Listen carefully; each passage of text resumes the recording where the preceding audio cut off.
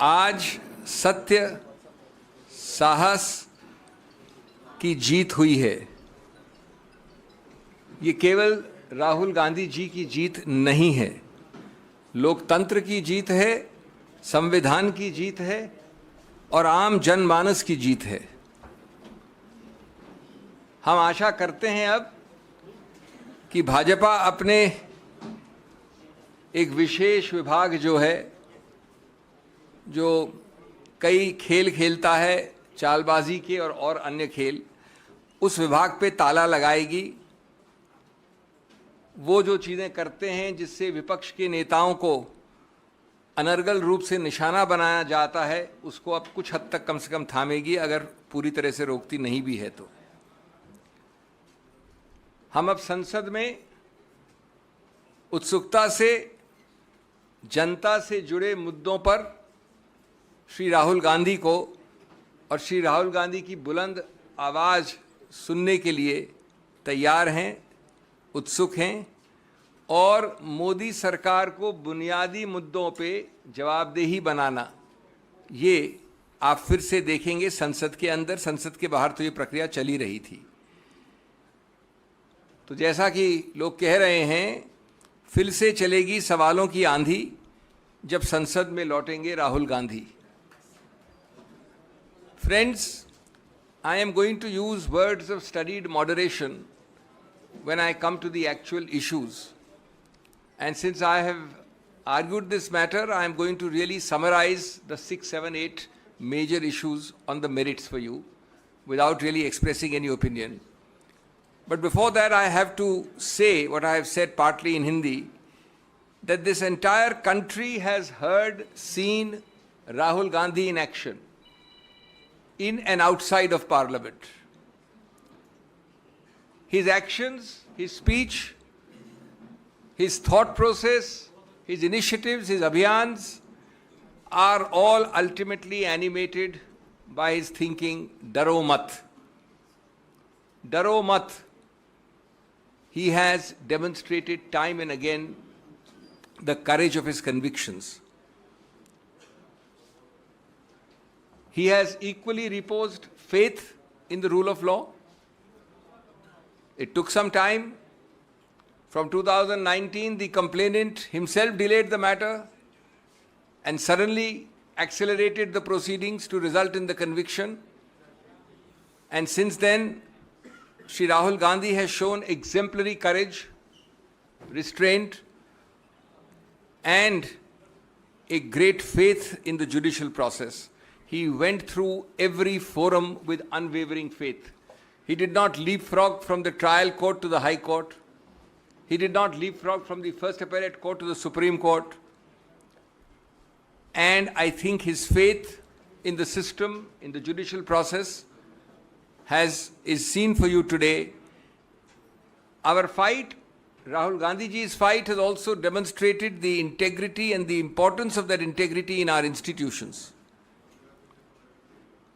It is always the task for each of us, opposition and others, and in particular it's a task Rahul Gandhi has taken upon himself, to maintain to the extent possible the purity and integrity of these institutions, to be able to enforce law without fear or favor, to be able to work without political interference.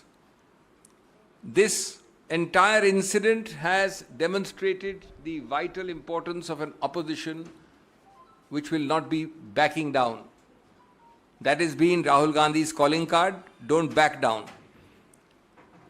This has also demonstrated how the opposition, and principal voice amongst them in many ways has been Rahul Gandhi's, doesn't yield on vital issues like unemployment, economic stagnation, farmers' issues, etc. Now friends, चूंकि जैसा मैंने कहा, मैंने इसकी दलील की थी उच्च न्यायालय में और उच्चतम न्यायालय में, तो मैं कोई ज़्यादा वैल्यू जजमेंट बिना दिए आपको संक्षिप्त में बताना चाहता हूँ कि कितना अजीबोगरीब ये संदर्भ था, जिसमें एक 100 वर्ष से ज़्यादा, 125 वर्ष से ज़्यादा पुरानी राजनीतिक पार्टी के पूर्व अध्यक्ष को दुनिया के सबसे बड़े गणतंत्र से एक प्रकार से इफेक्टिवली जब तक के वो कन्विक्शन एक्विटल न बने निष्कासित कर दिया था राजनीतिक जीवन से, जहाँ तक संसद का राजनीतिक जीवन का सवाल है। और मैं उसी रूप में आपके सामने वो 6-7 मुद्दे संक्षिप्त में बिंदु के हिसाब से वर्णित करूँगा, जिसके आधार पर आज दलील हुई और जिसके आधार पर हम समझते हैं कि कानून में माकूल स्टे ऑफ कन्विक्शन मिला। नंबर 1, आज तक आप लोगों ने नहीं देखा होगा, लिखित है, जिन लोगों को इंटरेस्ट है वो पृष्ठ 326 में देख सकते हैं, कि लोग कहते हैं कि साहब ये समुदाय जिसका पूरे समुदाय का मानहानि अपमान हुआ है वो 13 करोड़ का समुदाय है। और उस 13 करोड़ में दूसरा वाक्य कहता है कि कम से कम 10 कास्ट और सब कास्ट हैं, उसकी सूची दे रखी है। और तीसरा वाक्य कहता है कि ये सब कास्ट और सब कास्ट समान नहीं है। लेकिन चौथे वाक्य में कहते हैं कि जब माननीय राहुल गांधी ने ये वाक्य बोला तो ये पूरा 13 करोड़ का समुदाय, उसका कोई भी व्यक्ति उठकर ऐसी याचिका डाल सकता है। ये पहला, और ये उस कानून, उस सिद्धांत के विरुद्ध है दोस्तों, जिसमें लिखा गया है बार बार, एक केस का नाम है सुब्रमण्यम स्वामी, दूसरे केस का नाम है नरसिम्हन, कि आप ऐसी मानहानि की याचिका सिर्फ एक identified, frozen, limited, circumscribed class, एक ऐसा वर्ग जिसको आप परिभाषित कर सकें, उसके विरुद्ध वही वर्ग उठ सकता है।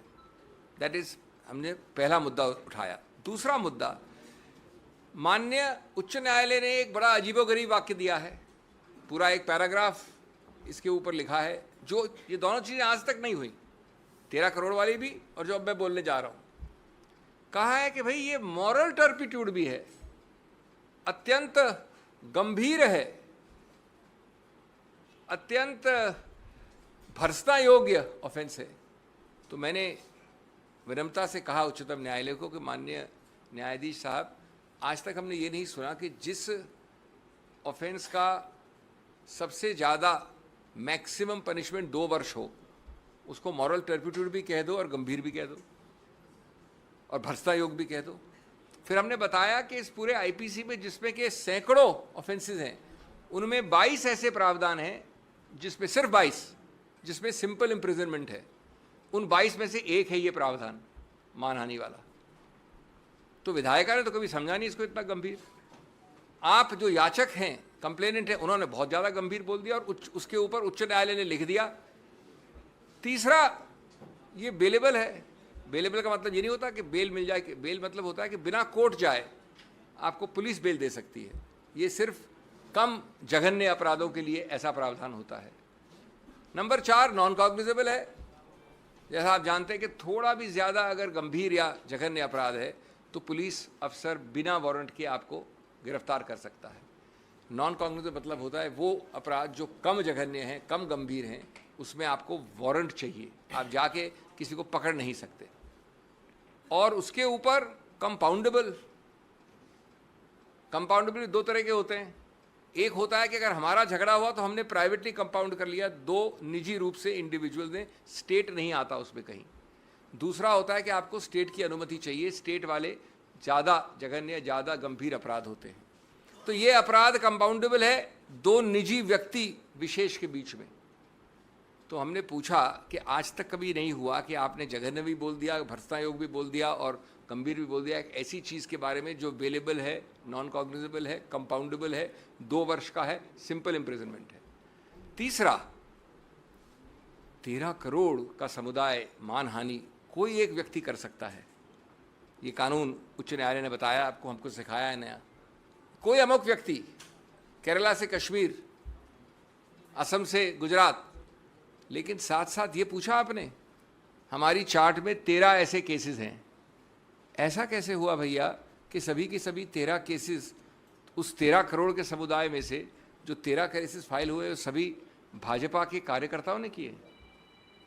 ये अजीब सा समुदाय है जिसमें सिर्फ भाजपा के कार्यकर्ता ही जगते हैं कंप्लेनेंट के रूप में। ये हमारा तीसरा बिंदु था। चौथा बिंदु था कि आपने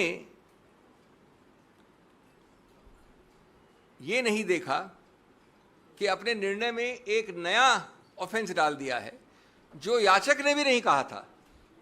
एक प्रावधान है 171 जी रिप्रेजेंटेशन ऑफ पीपल्स एक्ट में, उसमें यह है कि अगर दो कैंडिडेट जो इलेक्शन लड़ रहे हैं वो एक दूसरे को किसी रूप से गंदे शब्दों का इस्तेमाल करते हैं तो ये लिख दिया है माननीय उच्च न्यायालय। लेकिन 171 जी तो न याचक का केस था न हमारा केस था, किसी ने रेज ही नहीं किया था। उसको पूरा ऑफेंस करके माननीय राहुल गांधी जी को दंडित भी कर दिया उस पैराग्राफ में। हमने ये सब बताया कि इससे मालूम होता है कि उच्च न्यायालय का निर्णय एक बिल्कुल गलत, विकृत इत्यादि निर्णय है और इसलिए इसको तुरंत स्टे करना चाहिए। इसके अलावा हमने कई और चीज़ें दी हैं जिनको मैं आपको तकनीकी रूप से नहीं बताऊंगा, सिवाय इसके कि जो मूल वाक्य है जो कि 3 पृष्ठ की राजनीतिक स्पीच में कोलार में 1.5 वाक्य या 3 लाइन का वाक्य बनता है, उसको सिद्ध करने के लिए जो एविडेंस एक्ट में एक सर्टिफिकेट चाहिए वो आज तक किसी ने उपलब्ध नहीं करवाया। तो प्राथमिक रूप से ट्रायल कोर्ट ने कन्विक्ट कर दिया श्री राहुल गांधी को, लेकिन स्पीच अभी तक कानूनी रूप से सिद्ध ही नहीं हुई है। जब स्पीच सिद्ध नहीं हुई तो वो याचक जिसने कंप्लेंट की थी, पूर्णेश्वर मोदी, वो गया हाई कोर्ट में अपने खुद की कंप्लेंट के विरुद्ध और अपनी खुद की कंप्लेंट को स्टे करवा दिया इस ग्राउंड पे कि मैं अभी और ढूंढ रहा हूं सामान, क्योंकि मैं अपनी वो स्पीच को, क्योंकि उसने स्पीच में एक न्यूज़पेपर प्रोड्यूस किया, कोई टेप नहीं प्रोड्यूस किया, खुद आंखों देखा हाल था नहीं क्योंकि जो याचक है वो था नहीं वहाँ पर स्पीच में, तो उसने कहा मुझे और टाइम चाहिए और अपनी ही कंप्लेंट पे स्टे ले लिया। 1.5 साल बाद जब उसने अपनी ही कंप्लेंट का स्टे हटाया और ये कन्विक्शन लिया तो ये नहीं बताया कि उस 1.5 साल में उसने नया क्या ढूंढा था जिस कारण से उसने स्टे लिया था। कोई नया तथ्य नहीं निकला था। तो एक प्रकार से कन्विक्शन दिया गया है एक ऐसी कंप्लेंट में जहाँ ये वाक्य सिद्ध ही नहीं हुआ है एविडेंस एक्ट के नियमों के अनुसार। जब ये दिखा कि ये सिद्ध नहीं हुआ है, न उसमें किसी आंखों देखा हाल है, न टेप है, टेप को आपने सर्टिफिकेट अंडर 65B के अनुसार सिद्ध नहीं किया है, इत्यादि इत्यादि। तो 5वां बिंदु, इन्होंने एक व्यक्ति को खड़ा किया, गणेश विज है उसका नाम, जो बीजेपी का काफ़ी उच्च स्तर का कार्यकर्ता है, सांस्कृतिक विभाग का अध्यक्ष है। उसका नाम कंप्लेंट में नहीं है, उसका नाम विटनेस लिस्ट में नहीं है,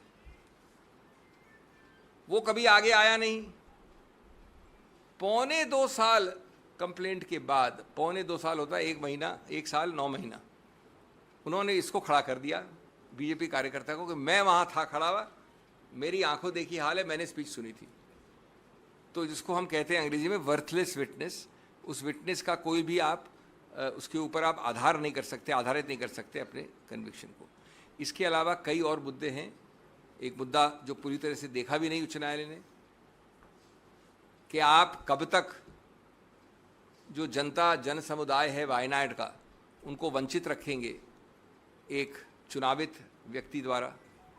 ये कानून में एक मुद्दा है, मैं सिर्फ राजनीति की बात नहीं कर रहा हूँ, कानून में ये अहम मुद्दा माना जाता है कि क्यों आप कन्विक्शन स्टे करें। 7वां मुद्दा जिस पे बहुत अहमियत दी है, जो ऑर्डर में भी आप पढ़ेंगे शाम को, जो ऑर्डर आएगा, तो हमने बहस की थी कि अगर 11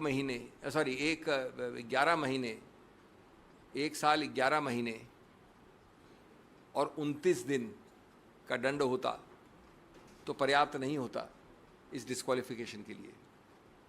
ये आवश्यक है कि 2 साल का हो, नहीं तो डिस्क्वालिफिकेशन लागू नहीं होता। अब रोचक बात यह है कि 2 साल इस दंड के लिए मैक्सिमम है, और आज तक जिन लोगों को इसका अनुभव है वो जानते हैं कि 2 साल का कभी भी दंड जो मैक्सिमम पनिशमेंट होता है नहीं दिया गया है। लेकिन उसको छोड़िए, अगर आपको मैक्सिमम पनिशमेंट देना है दंड, तो जो आप सेंटेंसिंग की कार्रवाई कन्विक्शन की कार्रवाई से अलग होती है। मैं पहले कन्विक्ट कर दूंगा आपको, उसके बाद मेरे को अलग एक सुनवाई करनी होती है सेंटेंसिंग में। तो माननीय जज ने कहीं ये कोई कारण नहीं दिया, कोई औचित्य नहीं बताया कि क्यों हमने आपको 2 वर्ष का मैक्सिमम अधिकतम दंड दिया है। अगर उन्होंने कोई कारण नहीं बताया, 15 मिनट में सेंटेंसिंग, राहुल गांधी जी गए थे कोर्ट, तो अगर आप कारण नहीं बताओगे तो उसका आधार नहीं होगा, तो 2 वर्ष कैसे आपने लागू किए एक साथ।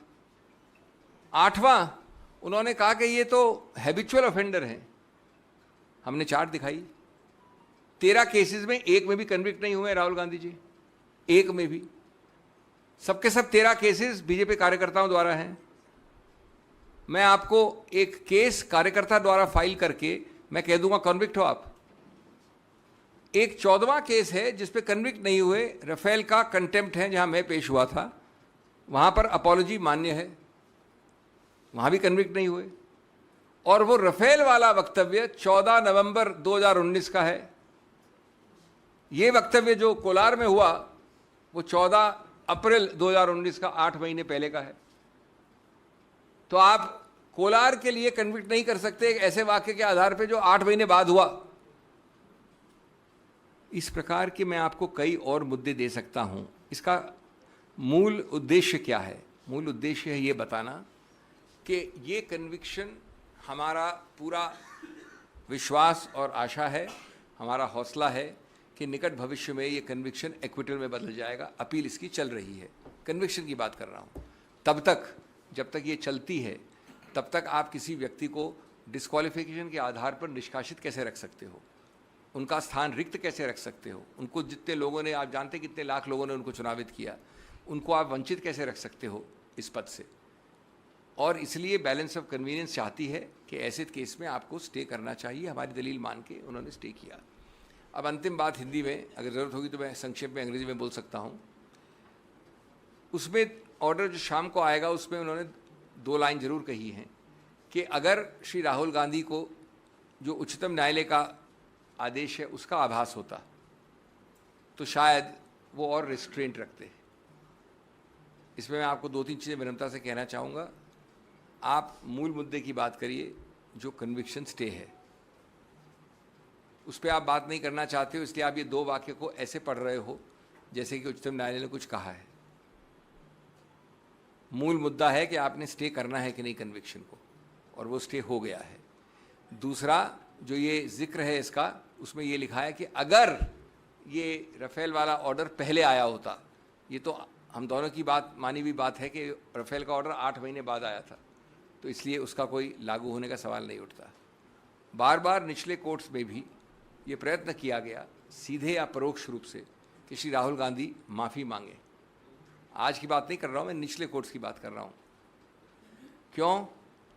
क्योंकि आपको उस पर राजनीतिक नंबर बनाने थे, आपको विकृत करना था, आपको पक्ष एक ऐसा रखना था कोर्ट के जनता के सामने जो गलत है। श्री राहुल गांधी ने बार बार कहा है कि वो सिद्धांत पे लड़े हैं। उनका बिल्कुल कोई रूप से ये इरादा नहीं था। इरादा वाला हमारा एक 8वां पॉइंट था कि जो प्रावधान है 499, उसमें इरादा चाहिए, बद इरादा चाहिए, गलत इंटेंट चाहिए। और इसमें एक बड़ा रोचक वाक्य है एविडेंस वाले का कि मुझे राहुल गांधी के बद इरादे के बारे में कोई ज्ञान नहीं है, कोई संज्ञान नहीं है, ये लिखा है उन्होंने, कंप्लेनेंट ने।